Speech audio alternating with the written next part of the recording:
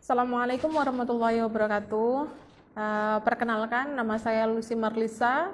Asal instansi saya dari Universitas Muhammadiyah Metro, Fakultas Agama Islam dengan prodi Pendidikan Islam Anak Usia Dini.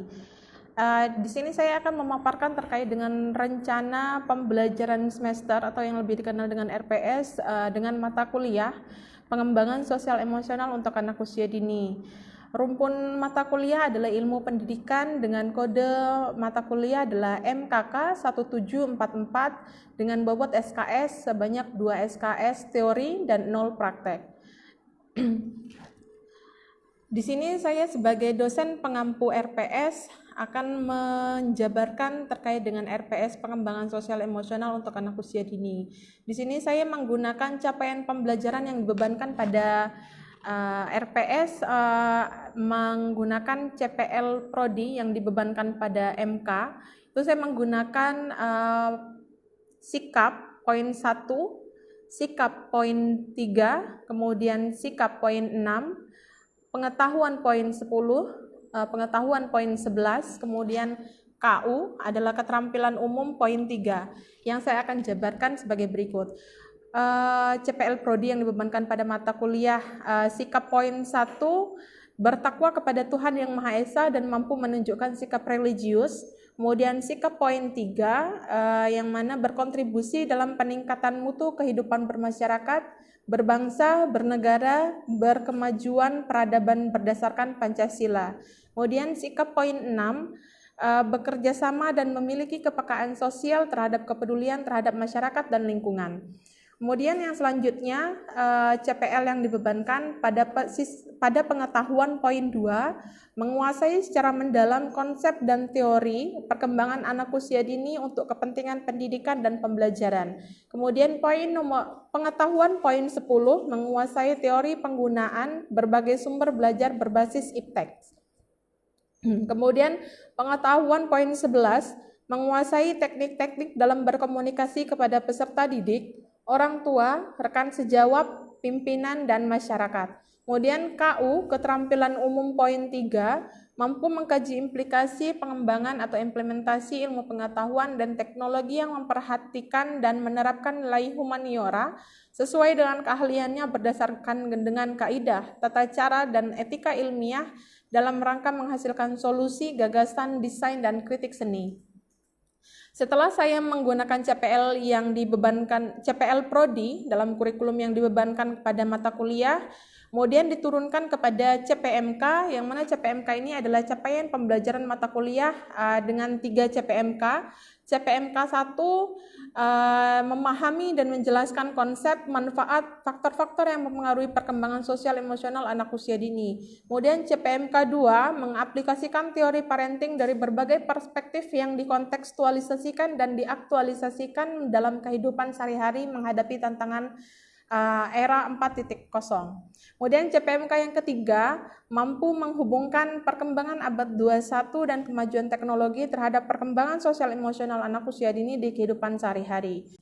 Kemudian tujuan dari mata kuliah ini diharapkan setelah mengikuti mata kuliah pengembangan sosial emosional anak usia dini, mahasiswa memiliki wawasan dalam menelaah secara teoritis maupun praktis terhadap perkembangan sosial emosional anak yang dapat dipengaruhi oleh kondisi dalam diri anak, mengenal macam-macam dan karakteristik emosi pada anak usia dini, kemudian yang mempengaruhi dan mendukung perkembangan sosial emosional anak usia dini baik dari lingkungan keluarga, lingkungan teman sebaya, dan lingkungan anak sendiri. Kemudian beserta strategi penanganan terhadap kondisi sosial emosional anak usia dini beserta pengembangan teknologi abad 21 terhadap perkembangan sosial emosional anak usia dini. Oke, cukup pemaparan dari RPS yang saya jabarkan. Wabillahi taufiq wal hidayah. Wassalamualaikum warahmatullahi wabarakatuh. Oke, assalamualaikum warahmatullahi wabarakatuh.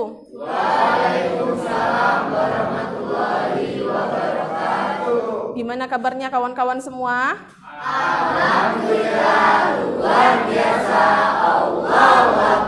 Oke, coba biar kita memancing semangat hari ini, coba kita tepuk semangat dulu ya bersama-sama. 1, 2, 3, tepuk semangat.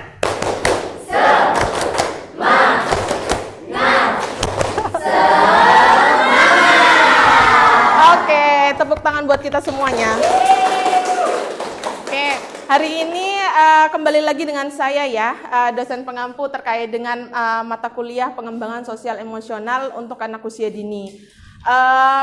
Pertama kali mendengar sosial emosional untuk anak usia dini, kira-kira apa yang terbesit pertama kali di pikiran kawan-kawan terkait dengan mata kuliah pengembangan sosial emosional untuk anak usia dini? Ada yang bisa menjelaskan? Oke, ekspresi. Oh, tantrum, oke. Hah? Bahasa. Oke, secara harfiah memang berkaitan dengan bahasa ya. Oke, coba kita akan lihat cuplikan di video ini. Ini bentar ya. Terkait nanti kawan-kawan menonton satu rekaman YouTube. Kira-kira kawan-kawan bisa melihat bagaimana penjelasan dari sosial dan emosional untuk anak usia dini. Apa yang terjadi di antara video ini? Katanya tantrum. Wah, happy ya akhirnya ya.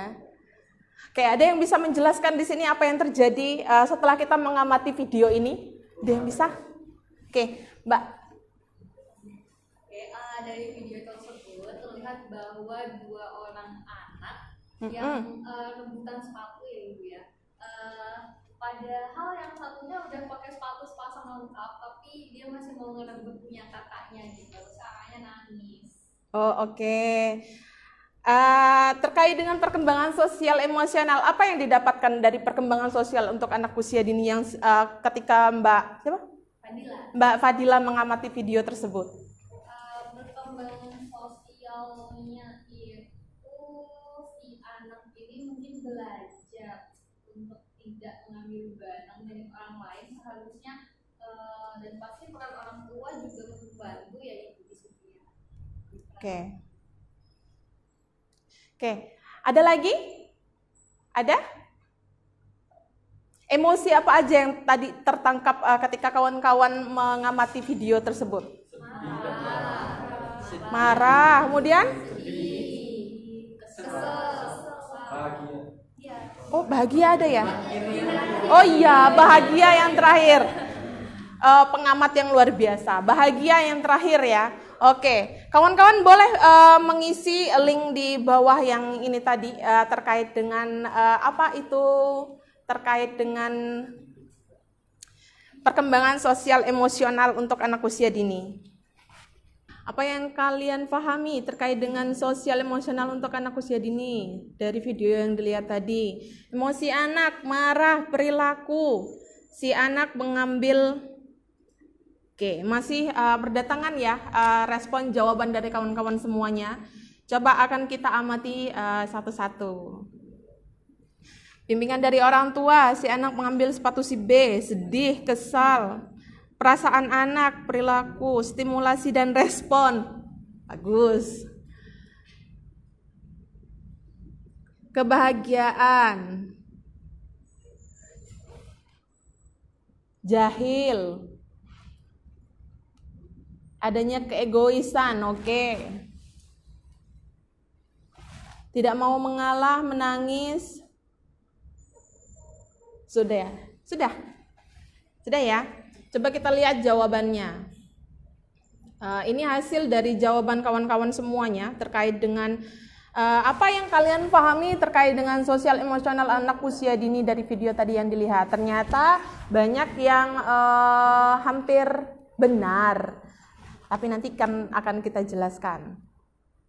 Kawan-kawan dalam merespon video tadi sudah sangat luar biasa bagus dan sangat interaktif sekali ya. Dan dalam menganalisanya kawan-kawan sangat bagus. Oke, coba kita baca perkembangan sosial emosional itu apa sih sebenarnya? kondisi emosi di mana kemampuan anak merespon lingkungannya.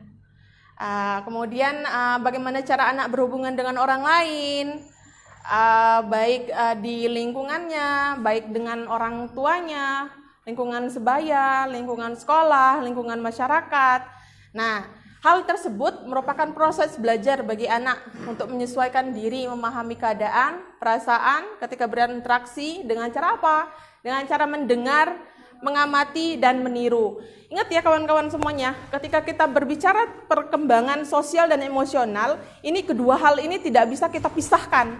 Artinya emosi dan sosial itu harus bersinambungan dan berjalan seiringan, gitu ya. Jadi bukan perkembangan sosial sendiri, bukan perkembangan emosi sendiri. Tapi kalau misalkan sama anak usia dini, dia selalu bergandengan seperti ini. Karena apa? Karena pada saat anak usia dini berinteraksi sosial nih ya, sosial kan anak-anak berinteraksi nih ya dengan kawan sebayanya, dengan teman lingkungannya, kemudian dengan orang tuanya.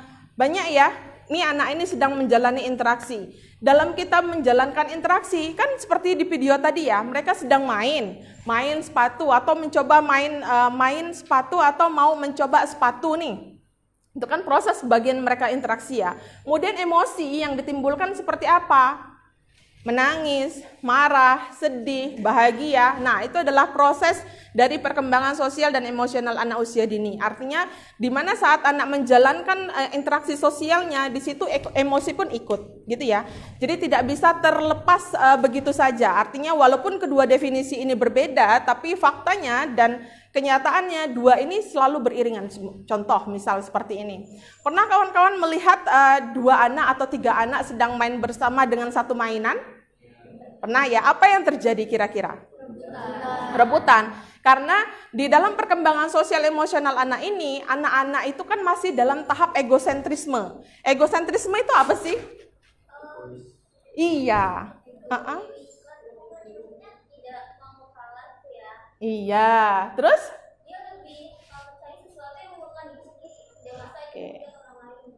Oke. Egosentrisnya anak-anak letaknya di sini. Egosentrisnya anak-anak itu dia belum memahami pola pikir orang lain. Dia hanya memahami tentang diriku, inilah aku, inilah saya. Gitu ya.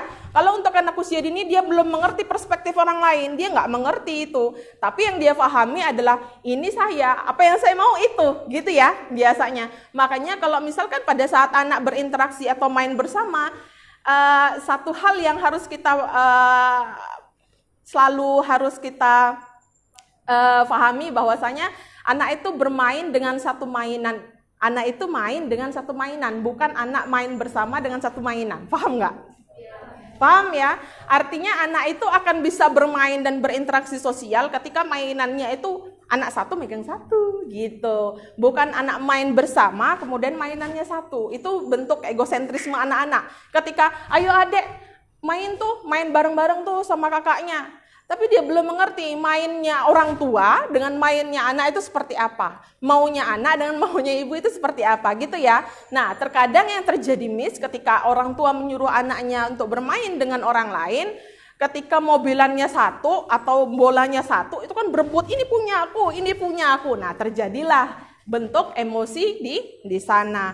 Mungkin anak ketika main bersama ketika dia dapat mainannya satu-satu mungkin ada terbentuk bahagia, senang. Nah, itu adalah emosi positif. Tapi kalau misalkan mainannya satu, kemudian diperebutkan oleh 2 atau 3 orang, nah itu akan muncul yang namanya emosi negatif. Mungkin marah, sedih, kesal, dan segala macamnya. Jadi kawan-kawan bisa membedakan ya, emosi terbagi menjadi 2. Emosi apa? Dan negatif. Emosi positif coba disebutkan.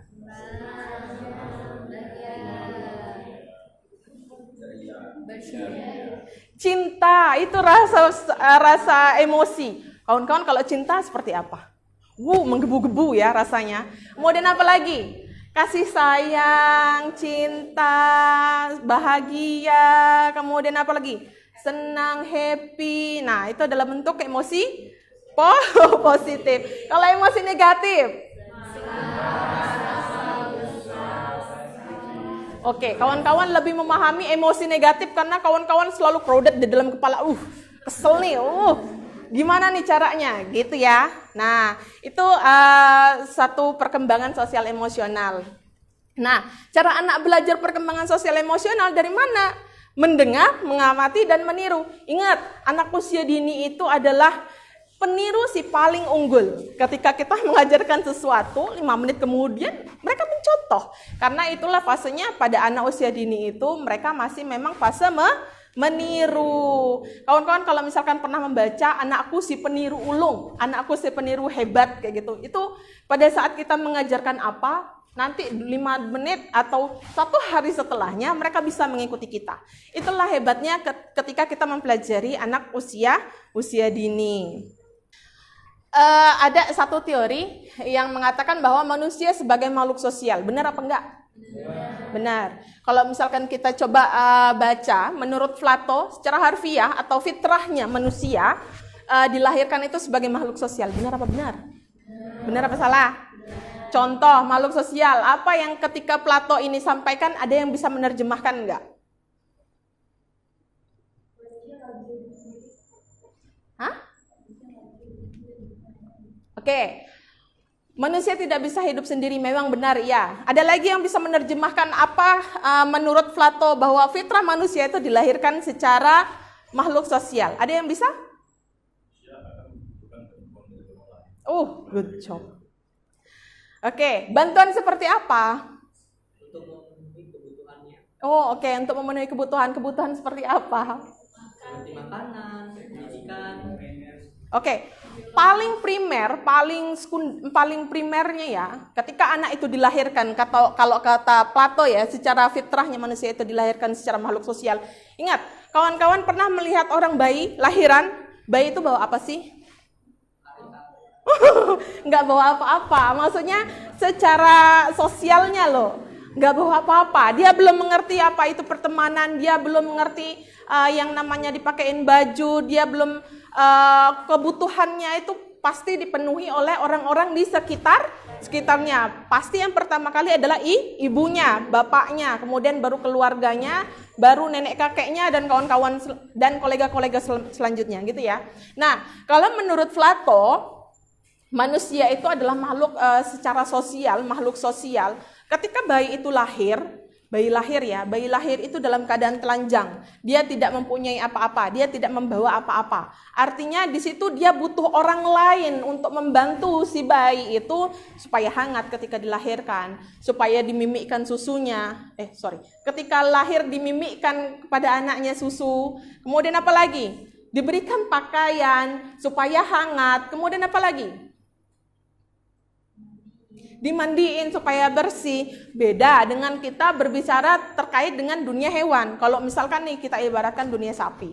Anak sapi begitu lahir, 2 jam atau 3 jam selanjutnya anak sapi itu sudah bisa jalan. Dia nggak butuh orang lain. Artinya dengan kemampuan dia sendiri pun dia sudah bisa jalan, dia sudah mencari makan sendiri. Gitu ya. Tapi kalau manusia memang secara fitrahnya dia adalah makhluk sosial. Dari semenjak dilahirkan itu bayi itu adalah makhluk sosial. Artinya dia membutuhkan orang di sekitarnya untuk memenuhi kebutuhannya.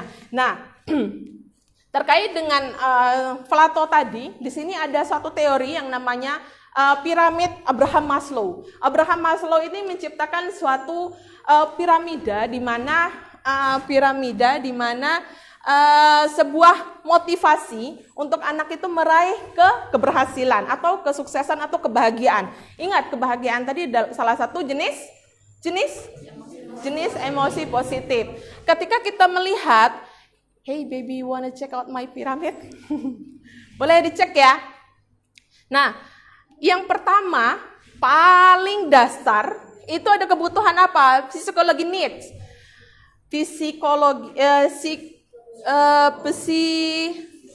Fisiologis. Oke. Kebutuhan fisiologis. Artinya apa? Dalam memenuhi kebutuhan atau meraih kebahagiaannya, anak-anak itu butuh yang namanya fisiologi need. Mencakup kebutuhan mangan, pakan, minum, tidur, tempat tinggal. Nah, itu semua kalau misalkan sudah dilengkapi dan sudah terpenuhi kepada anak-anak, mulai dia naik setingkat demi setingkat. Kemudian setelah security and needs, apa lagi?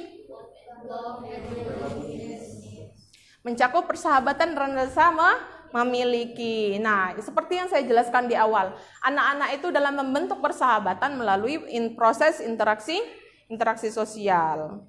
Kemudian rasa memiliki ya seperti saya contohkan di awal ya, artinya tidak perlu saya ulangi lagi. Kemudian esteem needs, kebutuhan penghargaan, meliputi status, reputasi, kepercayaan, dan pengakuan. Ini banyak sekali yang orang tua, bukan enggak banyak sekali sih, maksudnya ada orang tua yang tidak peka terhadap esteem needs. Ketika anak-anak nih ya melakukan kegiatan secara berulang-ulang, seharusnya ada orang tua yang oh yaudah ini cuma kebiasaan anak saya aja tanpa perlu memuji. Padahal itu adalah salah satu stimulasi anak untuk merasa bahagia, bahwa merasa dirinya itu dihargai, seperti itu ya. Perkembangan sosial perkembangan emosi menurut Harlock.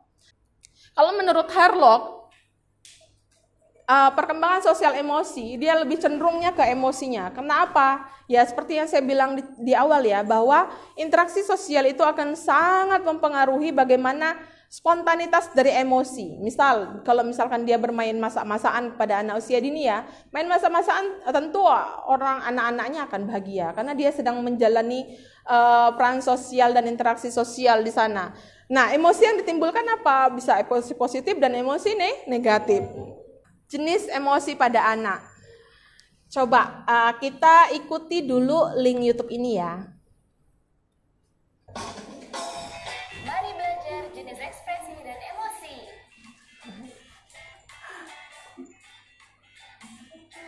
Ya, emosi. Senang. Ayo senyum.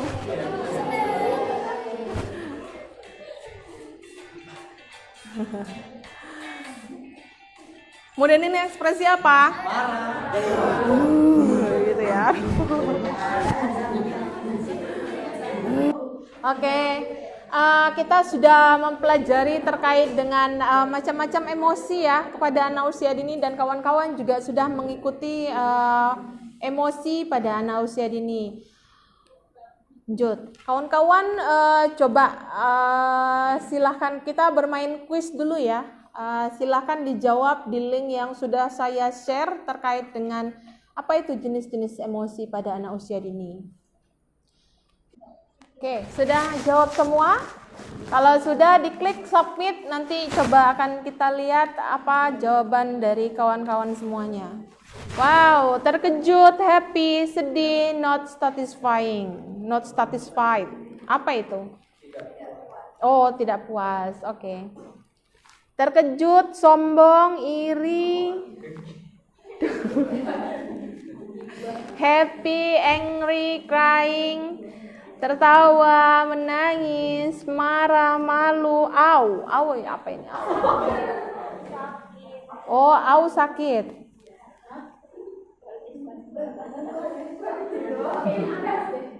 Oke, terlihat ya jawaban kawan-kawan di sini.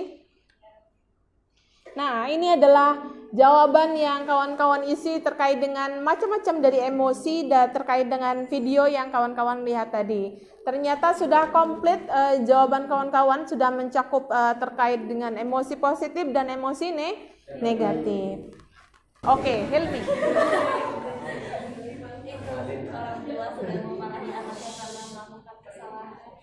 Oke, kita ada opsi ya.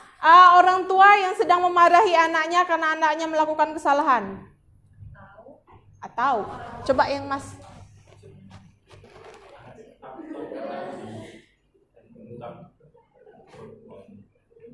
Oke, anaknya ketakutan karena dibentak oleh ibunya. Mungkin ini adalah ibunya. Kita bisa mengamati gambar ini dan menganalisis apa yang terjadi pada gambar ini sebenarnya.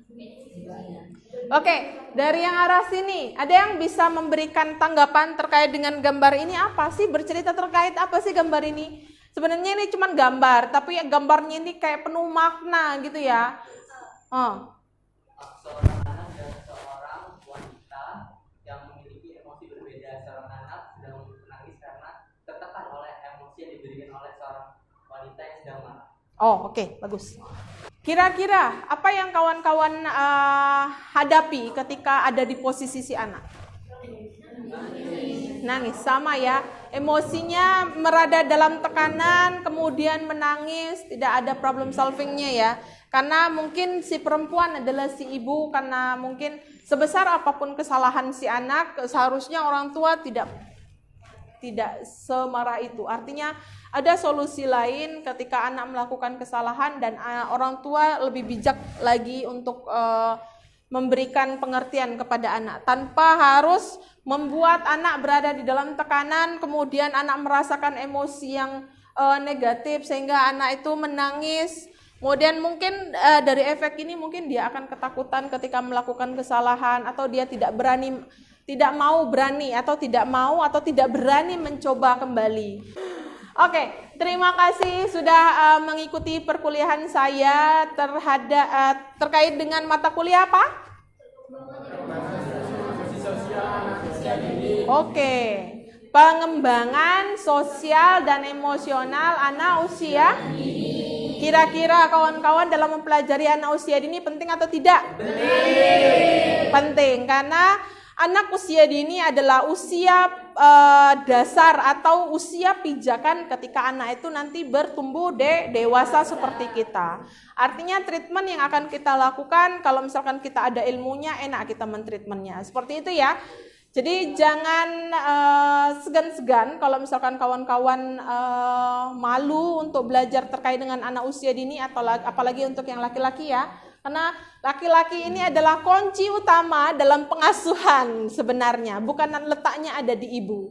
Letaknya tidak hanya di ibu ya, tapi peran ayah juga sangat berperan sekali terhadap pengasuhan untuk anak usia dini. Bagaimana kedewasaan, mature-nya, kemudian kedekatan, bersosialisasinya. Sebenarnya kalau untuk anak usia dini, bersosialisasi ketika dia si anak dekat dengan bapaknya, kematangan sosial dan kematangan emosi dari si bapaknya, anak itu nanti akan mengikuti, gitu ya. Ketimbang anak itu dekat dengan ibunya, karena ibu itu kan biasanya emosinya meletup-letup ya.